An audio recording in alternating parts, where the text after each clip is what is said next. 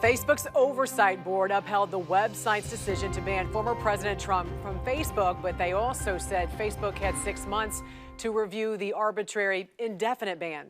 Well, joining us now to break this all down is former DOD and Facebook intelligence analyst Frederick. Kara, welcome to the National Desk. Thank you for having me.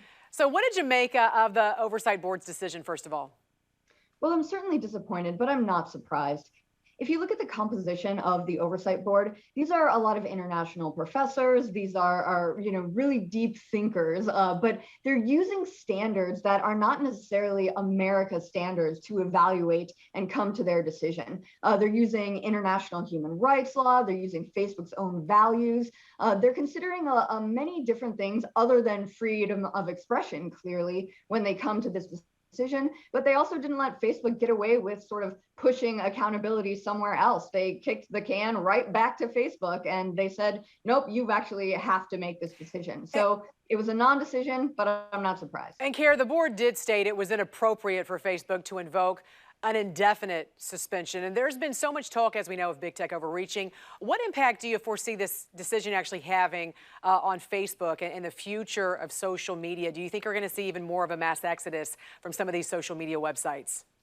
I hope so, but I don't think we are, unfortunately. The market share of Facebook is huge. You look at their user base, especially outside the US and Canada, we're talking 90% of their user base is not here in the United States. Right. So what I think people are trying to do is to try to diversify the market, to try to come up with different forms and platforms. Parler was tried. That was yanked after a bunch of these big tech companies colluded to get it off the internet completely. I think conservatives are sort of learning that lesson now, and they're developing different alternatives. So while I want to see a huge max exodus from these platforms, I don't see that actually coming to be in the future. Well, following that decision, House Minority Leader Kevin McCarthy took to Twitter saying, quote, Facebook is more interested in acting like a Democrat super PAC than a platform for free speech and open debate. If they can ban President Trump, all conservative voices could be next. A House Republican majority will rein in big tech power over our free speech. Big tech has had this power for a very long time, but if they become regulated, what would that look like, Kara? Well, and also, will we see more of a marketplace when it comes to social media networks?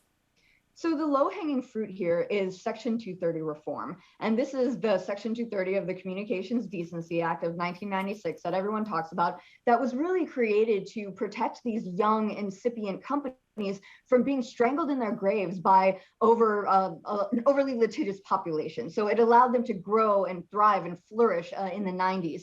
But right now, that precept is really being perverted, and it's metastasized in a way that companies are using it to actually take down information that pretty much has one certain political viewpoint. And we know what we're talking about here. When the Ayatollah of Iran can have an active profile, can tweet all he wants, and yet stories by the New York Post, Hunter Biden, Ukraine, those are suppressed.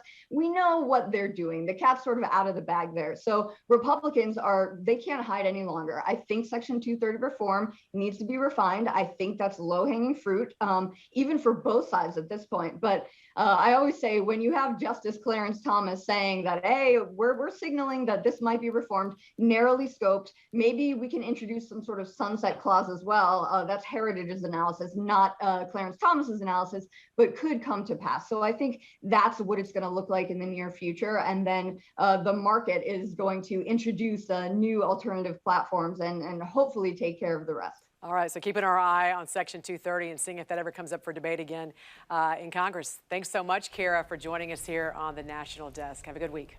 Thank you for having me. You too.